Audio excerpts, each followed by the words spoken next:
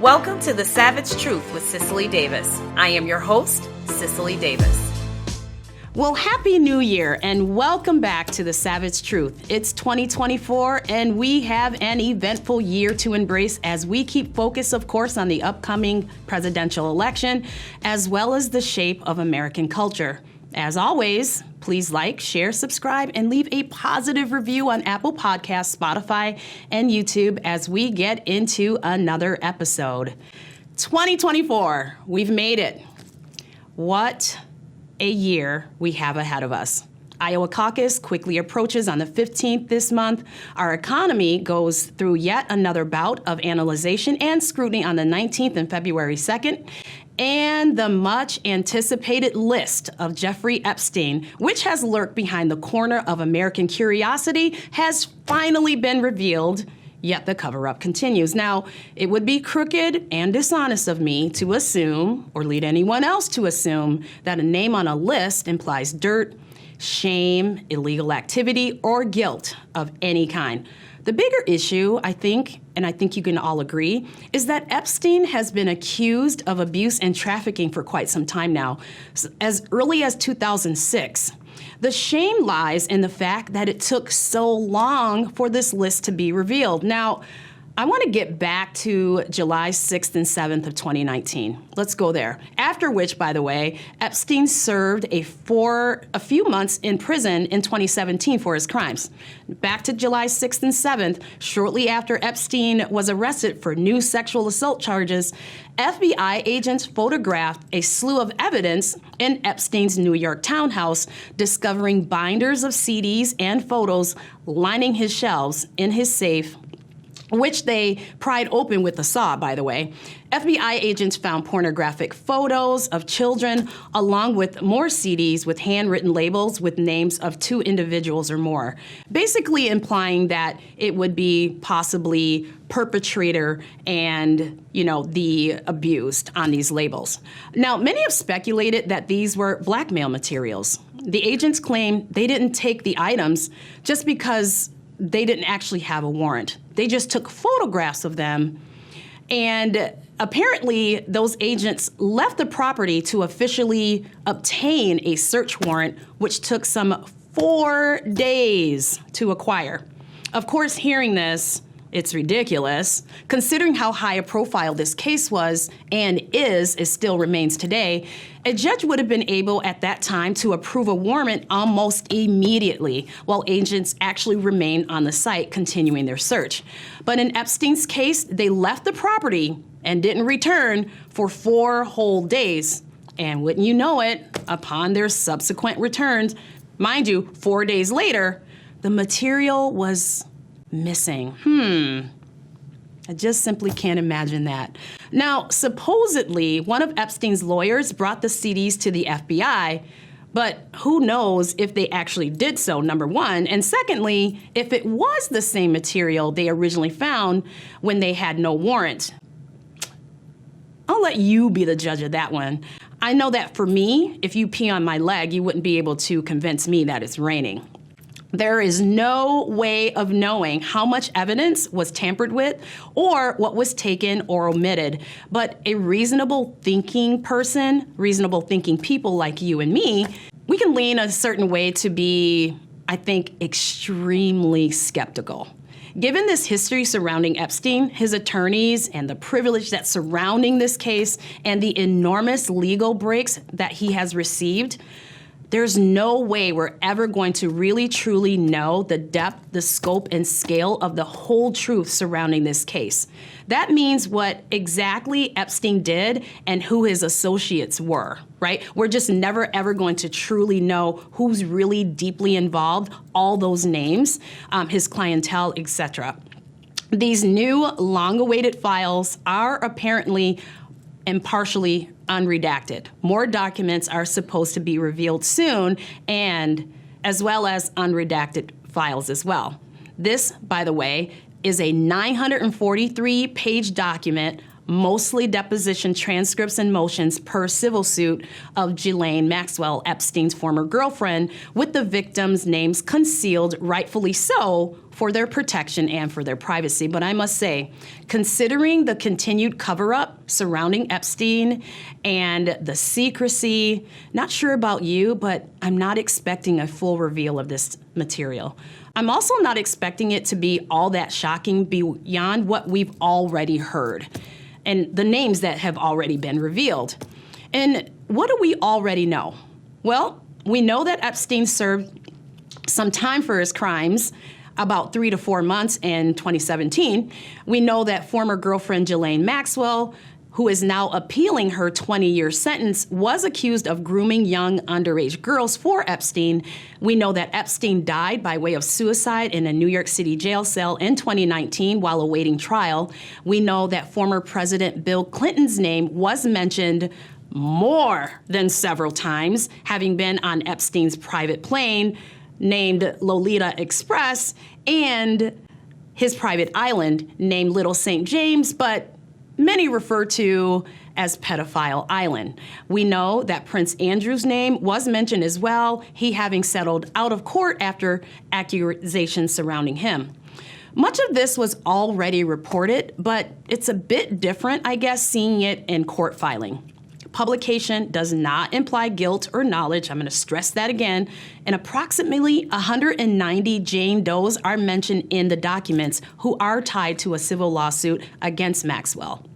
And those are just the names of the people who are willing to step up. I can't even imagine how many Jane Does were intimidated because it is high profile, and these are powerful, wealthy people who actually didn't step up to blow the whistle on this ridiculous, illegal, and shameful ring. Her accuser, her meaning Maxwell, her accuser, Virginia Dufresne, says she was trafficked when she was 17 years old to Prince Andrew, who, as I mentioned, denied the allegations and settled out of court.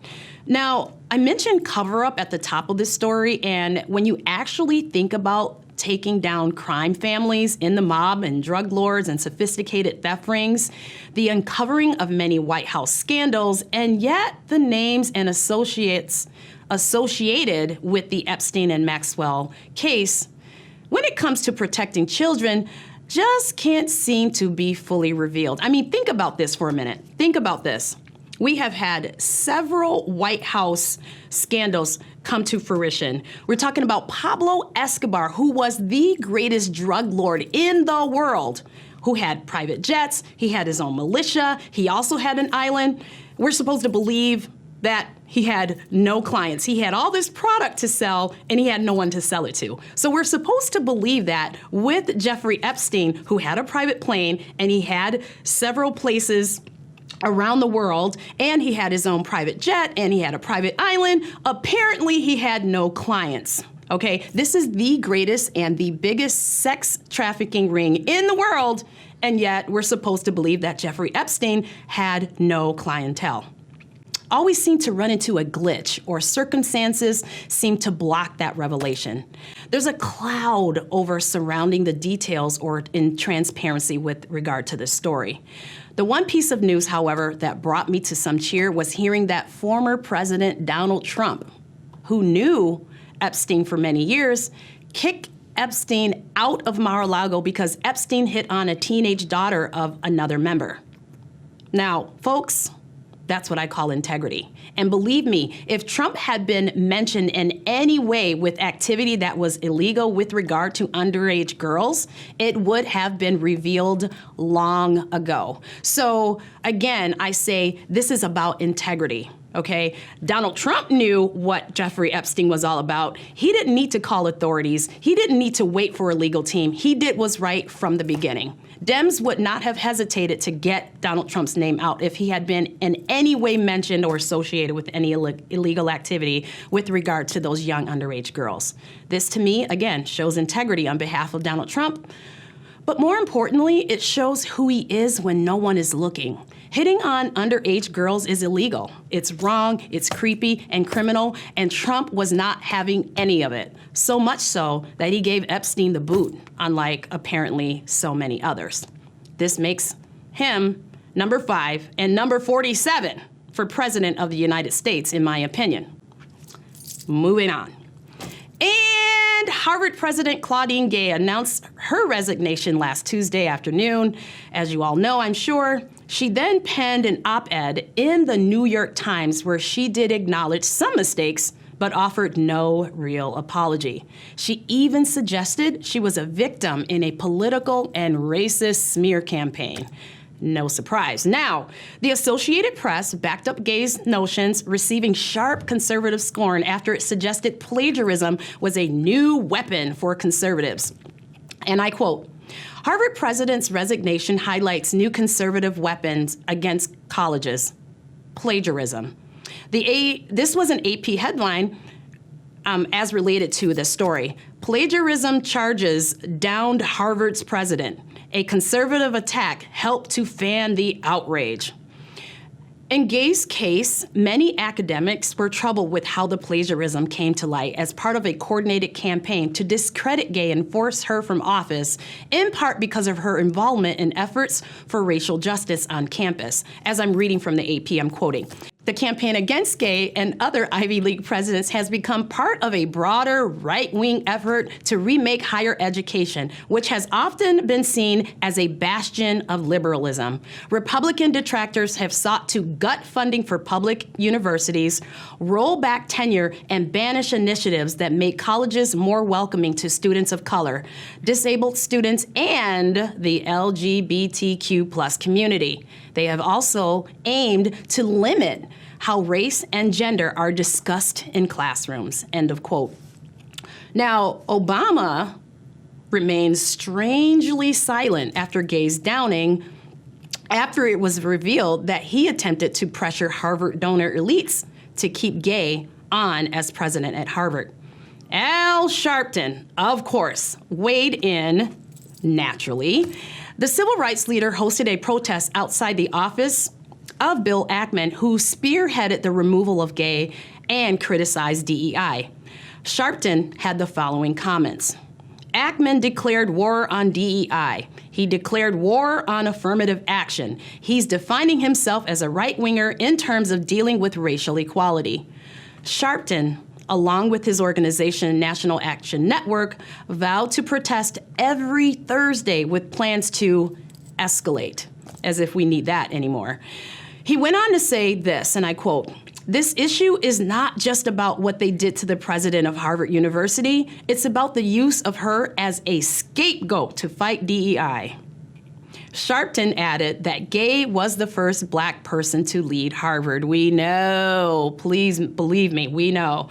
Ackman wrote a 4,000-word social media post on X, formerly known as Twitter, and he said this, and I quote, "DEI is inherently a racist and illegal movement in its implementation, even if it purports to work on behalf of the so-called oppressed," adding that such programs create an oppressor/oppressed framework and stir up anti-Israel and anti-Jewish hate speech and harassment on campus, as we can all so very plainly see playing out across the media.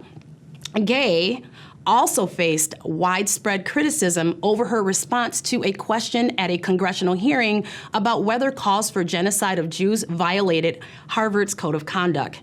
Gay initially said it depended on the context before issuing an apology. So here's my take on this. So when things like this happen, when Black people and people of color are held accountable simply because they are held to the same standards as everyone else, you will see, without a doubt, race baiters crawl out of the woodwork. Make no mistake, this is not about racism. It's about race for those of us who live in America, operating in a system of merit and a place where we expect high standards. After all, isn't that what Black excellence is all about? By the way, who was a part of that vetting team at Harvard? Who conducted the interviews? How did they miss this grave and shameful evidence of academic cheatery? And that's what this is. This is cheating. And I can think of many, many intelligent, achieved, honorable, accomplished, exceptional academic and managerial experience, people who would better qualify. As usual, the leftists want to claim that high standards are a problem for Black people or for minorities. Wrong, wrong, wrong, wrong, wrong, and wrong again.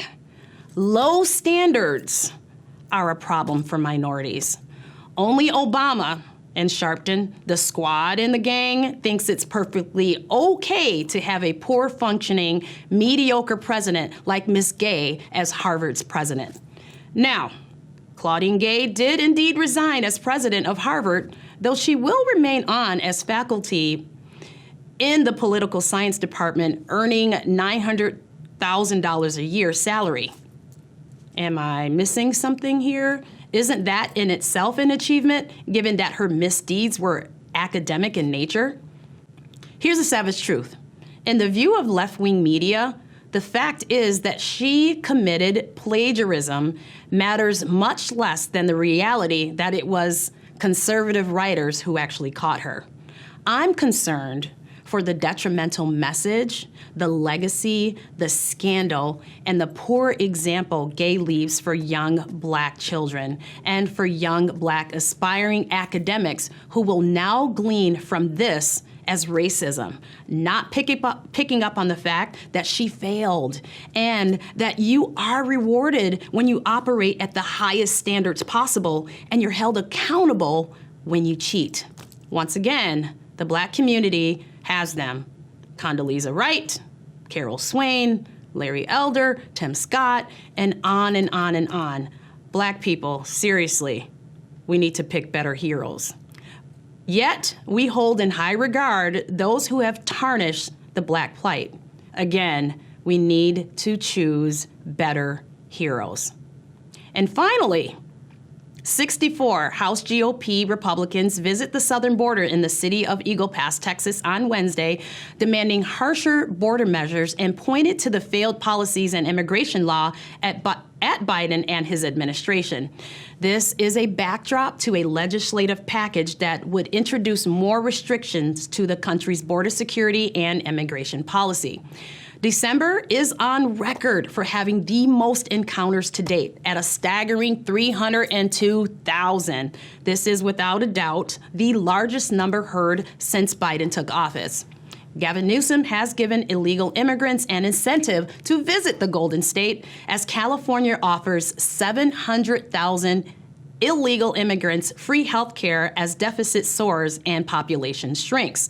The free health insurance for illegal immigrants is expected to cost $2.6 billion annually.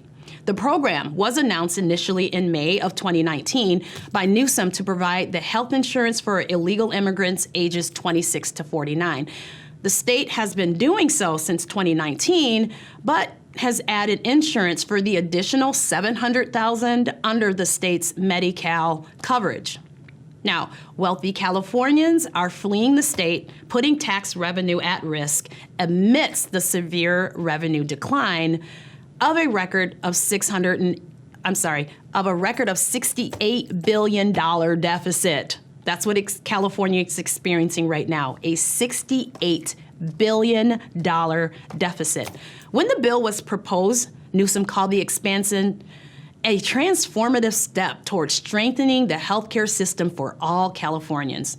California's Health and Human Services Secretary, Dr. Mark Galey, called the bill the future national model for expanding access, reducing costs, improving services, and closing equity gaps. They've got all the buzzwords. So, here's my take on this, the savage take. This is clearly deliberate. And the agenda is obvious. It's obvious. Newsom is obviously more interested in staying in power, and it was successful as it did help solidify his support among the proposal's progressive advocates as he dueled with a fellow leftist, Antonio Villaraigosa. An expanding welfare sanctuary state like California cannot bear the weight or foot the bill of this. Again, we're talking about a $68 billion current deficit in California. He will undoubtedly seek funding from the federal government, which he absolutely does not deserve. The goal here is to not make life better for Californians, but to stress taxpayers, to increase government, and to bankrupt America. And think about this, folks. What's the agenda here? Think about this. If you wanted to fundamentally change a country, how would you do it? Well, you would let in its opposing enemies. You would break open their borders. You would bankrupt. You would break down. You would tear down their statues. You would try to erase their history and obliterate their heroes. We need to be so keen to what is really happening across our states and through these communist leaders. 2024 presents an opportunity to save our republic and shut down these destructive anti-American leaders who are so disconnected to the cares and livelihoods of the American people. 2023 is gone, and we've said so long. And as we say so long to 2023, let's try to end it with a little humor. Now, forgive me, I'm no Bill Cosby. Ooh, can I say that anymore? Can I say his name? Anyway, I'll do my best. So let's start with this. What do you call Bob the Builder in the midst of Bidenomics? Just Bob. How did the reception put a man back on his feet? Well, the bank took away his car. Okay. I'm not Bill or Dave Chappelle, but you can at least appreciate my effort. I think as we ended 2023, all you can do is laugh. Well, laugh and vote. Because let's remember, in 2024, we can stop laughing and get serious about taking this country back from the leftist communists who are trying to control this great republic. But we need to get our heads on straight. Let's not pretend that we don't have a problem in American politics, so let's address it. According to a 2023 Pew Research Center study, 31% of Americans believe politicians are the biggest problem in American politics. That's staggering. 15% point to greed and corruption, while 7% cite dishonesty or lack of honesty as their chief concern. As one participant stated, they don't work for the American people. They are too corrupt and busy filling their pockets. Does this strike a chord with you? Is any of this surprising to you at all? I mean, think about it. We have the most popular president in history running the country with the most liberal government possible. We should be in a state of woke, blissful happiness, but we're not. According to that same Pew study, 7 in 10 said they had an unfavorable view of Congress. This is the highest in 4 decades of polling, and the House and the Senate fare only marginally better. The Supreme Court has its most negative polling in 3 decades, with 54% of pollsters having an unfavorable view. And of course, we have President Biden, the most popular president in history, I remind you, and I'm going to keep reminding you, polling at a 58 to nearly 70% disapproval rating. And surprisingly, people say they don't trust politics and the news media. I wonder why. Of course, we do have academia. Surely we can lean on the trusted advice of this country's academic leaders. No? I'm shocked. Next thing you'll tell me is they're anti-Semitic and pro-Hamas. How is this possible? How is this possible? Well, I'll tell you in a minute, but let's get back to that poll because I think those statistics are really important. The poll showed that most Americans believe that major political donors and special interest groups have too much influence and that ordinary people have too little influence. Remember, this is a republic. It's supposed to be about the people, for the people, and by the people. The corruption of money was a widespread concern. Many see monetary gain as a reason why most elected officials seek office to begin with. Scariest of all, only 4 in 10 said that voting is an extremely effective way to change the country for the better. That is staggering. 34% say it is somewhat effective, and 21% say it's not effective at all. The majority polled, 65%, say they feel exhausted by politics. 55% say they are angry, and 10% say they are hopeful. With the smallest number yet, only 4% who actually say they are excited. Now, I'm in that 4%. I'm excited for 2024 because I'm hoping that people like me, you who are viewing, are hopeful that we've been pushed so far left. We don't look anything like what the founders had in mind for this country, that we'll all kind of get back together and vote America in less than 11 months. When asked to describe politics in a single word, these words were used the most frequently. Hear these words: divisive, corrupt, messy, chaos, broken, dysfunctional, terrible, disgusting, disgraceful, crazy, self-centered, bad, polarized, unproductive, joke. If this isn't telling you something, I don't know what is. The American people have a distrust of politicians, and the only way this will change is by removing the ones we don't trust and replacing them with someone we do. In 2024, we need to vote for America.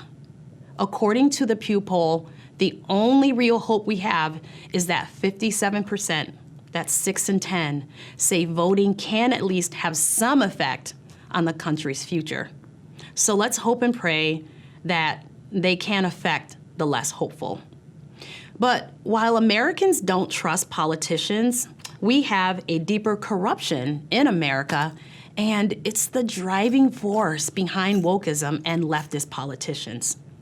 2024 could be the end of wokeism, or should I say the hysteria of wokeism. But we need to get out and we need to vote.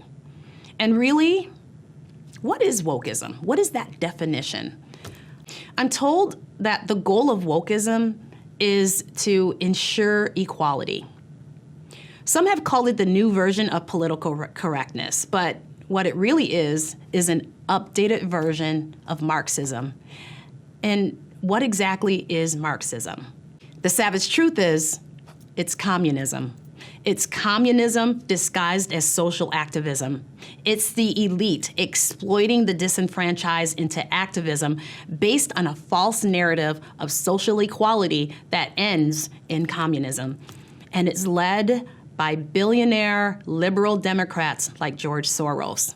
This movement is a leftist lie, and it's reinforced through media, through celebrities, and leftist politicians.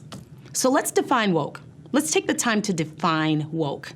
The term woke refers to a view that modern societies are filled with oppression based on race, based on gender, sexual preference, disability, body size, and other identities. And that we need a social justice revolution to dismantle these oppressions, and that human interactions must be constantly policed for biases and inequalities. And while many Americans can agree that such things as racism, sexism, and homophobia still linger in American society, few, very few, would believe that they are better off with this absurdity of wokeism.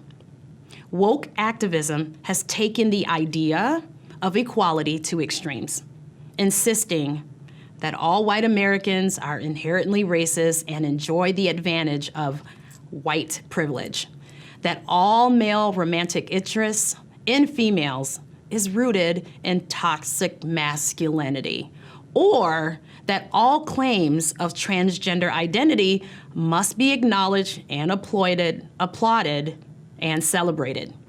They also point out that white language, culture, and history are key players in our American oppressive attitudes, and that only by policing them do they stand the chance of being rescued from a state of perpetual triggering.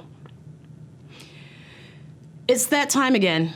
I need to tell a joke. What's the difference between a gun and liberals? Answer? Guns only have one trigger. I'm on a roll here. So, who are the victims of this new wokeism?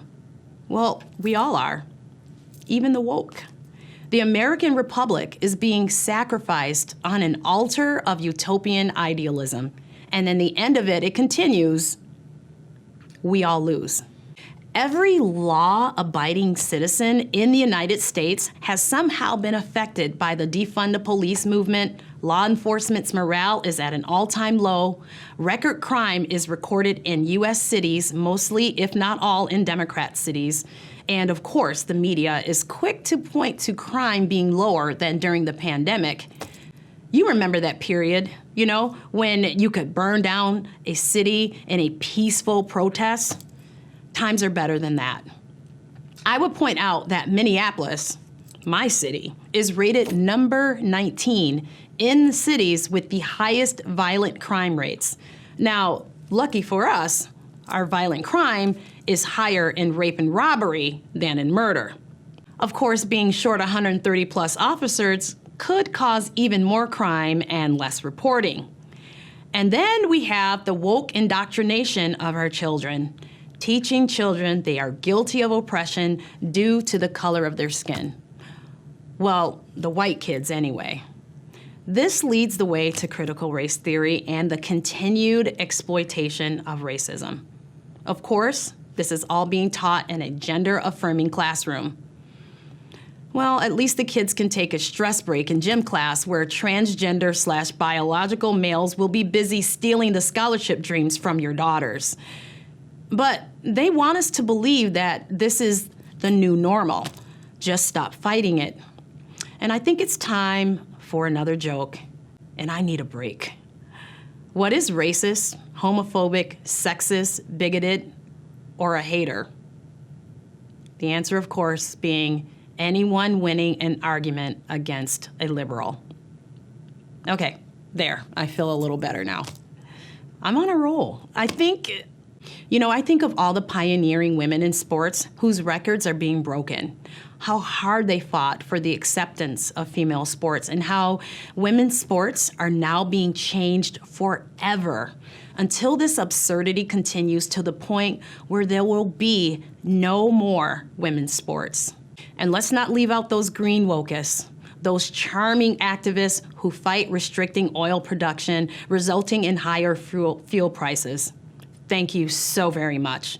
Oh, those brave individuals who parade the propaganda behind wind and solar power and battery cars. Now, I've seen the climate change protesters, and I know they cannot afford a Tesla on a Starbucks salary.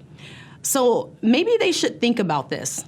They think they are fighting the rich, but they are actually destroying themselves because the rich, they can buy a Tesla, while the working class, middle America, are struggling putting $100 worth of gas into their cars.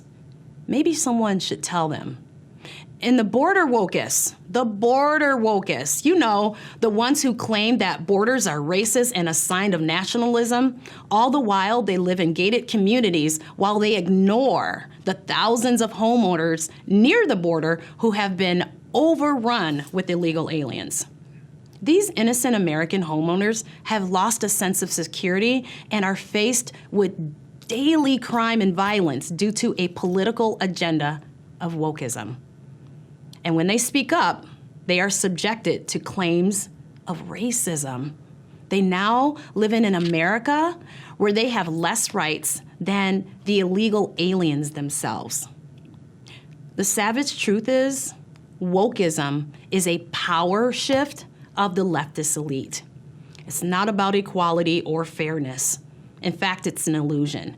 The leftist elite, they do not care who suffer. They have money, they have the influence, and they have power. They will manipulate the rules they make for others. They get the poor or the working class, middle America, to fight the fight of equality. All the while, they strip those same people of the very rights they are fighting for. And what do they gain? Well, clearly they care until it hurts. Well, not until it actually hurts them. But what they actually gain is an image of self-importance and superiority.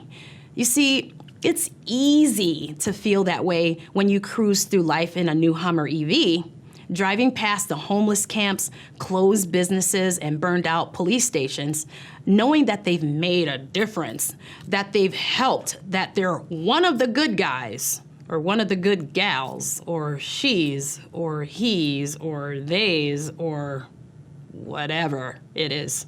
The savage truth is, all their materialism makes them feel guilty, and virtue signaling is their cure. And while I could end it here, let's just not, because what woke is like even more than creating victims, it's being one. Do you realize how many left elitists use race to live in a fake world of victimhood? That even success can't exempt them from the terminal victimhood of race. Just ask Oprah. Oprah, who seems to forget that her success was brought to her by millions of white women because nobody, and I mean nobody, loved Oprah Winfrey like white women. And yet, Oprah remains a victim, much like Colin Kaepernick or LeBron James. Now let's add Claudine Gay to that list, and it goes on and on and on. Celebrities, save us. Hollywood, save us. If you could only fill your movies and TV shows with 50% ethnicity, it would make it less burdensome than worrying about how many black children were killed in Chicago and New York this weekend. And don't forget about the genderqueer and the disabled and the obese. You know, we need more fat people too. The savage truth is the leftist elite are the ruling class. Their attempts to rail against it are only attempts to save themselves from the revolution. Now, maybe next week, I'll pull back the curtain on the Nazi past of major universities such as Harvard and Princeton and Columbia. Now, I'll end with this. I know this all seems and sounds like doom and gloom, but the truth is, there really is hope. We have been here before. America is enduring, and it's strong. We just need to realize that the problem is the wrong people in office with a malicious agenda. They mean no good to us. And we just need us. We need us to fix it, the people. You see, the people are the problem, and the right people can fix it. The founders believe that, and you and I must believe that as well. As always, I'm going to ask that you please like, share, subscribe, and leave a positive review on Apple Podcasts, Spotify, and YouTube. And remember, for 2024, be bold, be strong, be faithful, be true. Till next time, I'm Cicely Davis. The Savage Truth with Cicely Davis is a production of Front Page Magazine and the David Horowitz Freedom Center. Reproduction of this podcast without express written consent is prohibited.